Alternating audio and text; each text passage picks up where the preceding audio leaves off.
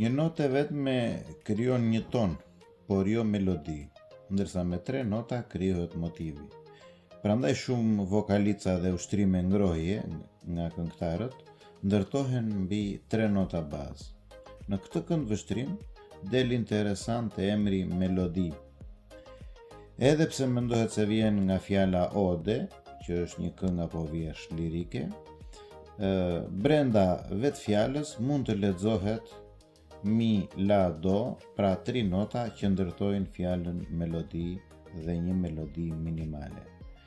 Përshtatjen që bëra nuk e nxora nga hiçi, pasi shikoj që hungarishtja ka bërë këtë para meje, te fjala dhalama, që do thot melodi. Nga ana tjetër, greqishtja përveç fjalës melodia,